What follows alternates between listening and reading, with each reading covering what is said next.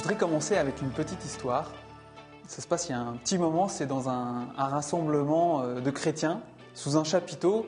Et pour l'occasion, on avait invité un super prédicateur, quelqu'un vraiment qui avait une parole de feu. Donc il monte sur le podium et il prêche sur Jésus, le bon berger, le bon pasteur. Et il déclame le psaume, donc un cantique de l'Ancien Testament, dans lequel on se tourne vers Dieu comme devant le bon berger. Et il dit, voilà, le Seigneur est mon berger, je ne manque de rien, sur des prés d'herbes fraîches, il me fait reposer. Et l'ambiance est électrique sous le chapiteau, tout le monde est à fond, tout le monde acclame ce prédicateur, etc. Et puis, après la prédication, il y a un temps de prière.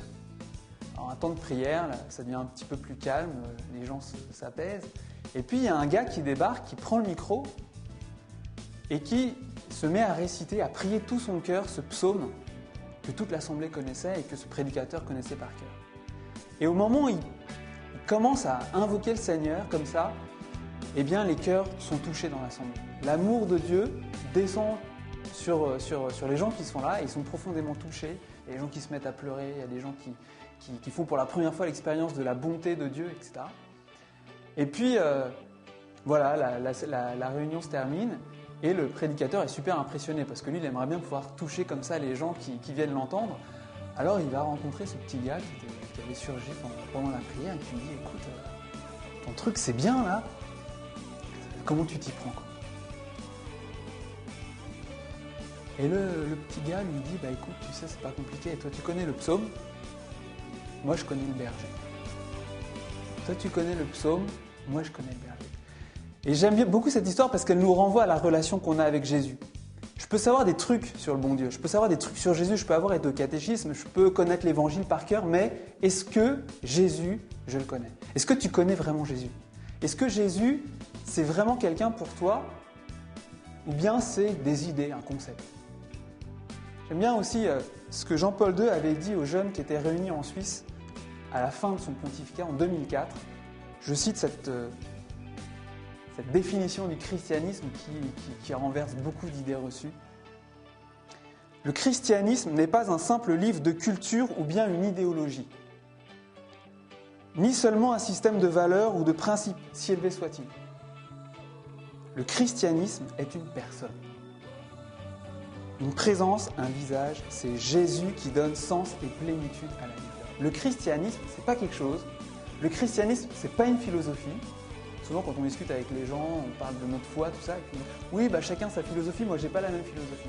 Eh bien, c'est pas une philosophie. Ce qui a changé ma vie, c'est pas une philosophie. C'est quelqu'un. C'est une rencontre avec quelqu'un. C'est une rencontre avec Jésus.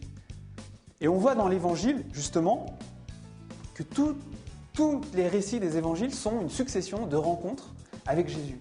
Toute l'histoire de la sainteté est l'histoire de gens qui se sont approchés du Christ et qui ont été profondément bouleversés et qui s'en sont jamais remis. Mère Teresa, qui est bien connue, les apôtres, qui sont bien connus, tous se sont approchés de Jésus, ils ont fait une expérience fulgurante de Dieu. Et c'était la première fois dans toute l'histoire, quand Jésus est venu, qu'en s'approchant d'un homme, on pouvait faire directement l'expérience de Dieu. Parce que Jésus est Dieu et homme. Il y a une histoire dans l'évangile de Jean, chapitre 4, qui est très belle. Jésus vient de rencontrer une femme. Elle était bouleversée parce qu'il lui a... elle a été touchée par Jésus. Et donc, elle revient dans son village et elle dit à tous les gens de son village, venez voir quelqu'un qui m'a dit tout ce que j'ai fait, qui connaît ma vie, qui connaît mon cœur. Alors, les gens viennent voir Jésus et puis écoutent sa parole et sont touchés par sa parole. Ils sont approchés de Jésus, ils sont touchés par sa parole et ils vont dire à cette femme, qu'on appelle la Samaritaine, « Ce n'est plus sur tes dires seulement que nous croyons, pas juste ce qu'on a entendu, des beaux discours, du catéchisme, etc. Nous l'avons nous-mêmes entendu et nous croyons que c'est vraiment lui le Sauveur. Et ça, il faut que ça arrive dans notre vie. Que je ne crois plus juste parce qu'on m'a parlé de lui, mais parce que lui, directement, a parlé à mon cœur, parce que lui s'est approché de moi, parce qu'il a touché mon cœur et qu'il a changé quelque chose dans ma vie. Et c'est vraiment possible. C'est vraiment possible pour chacun de nous parce que le Christ est mort et ressuscité. Et il a promis d'être avec nous chaque jour, aujourd'hui et jusqu'à la fin du monde. Tous les jours de ta vie, Jésus a promis d'être avec toi. Tous les jours de ma vie, Jésus a promis d'être avec moi. Au début du livre des Actes des Apôtres, on lit ceci, qu'avec de nombreuses preuves, il s'était présenté vivant après sa passion à ses apôtres. Pendant 40 jours, il leur était apparu et les avait entretenus du royaume de Dieu. Jésus s'est montré vivant après sa passion, après la croix. Jésus est ressuscité et il s'approche des siens. Il y a un autre texte dans le dernier livre de la Bible, le livre de l'Apocalypse, où Jésus se présente en disant « Je suis le vivant, le Dieu vivant. J'étais mort et me voici vivant pour les siècles. » Jésus est vivant. Ça veut dire que je peux le rencontrer. Ça veut dire que je peux le connaître. Ça veut dire que je peux l'aimer. Et ça change la vie, quoi. Voilà.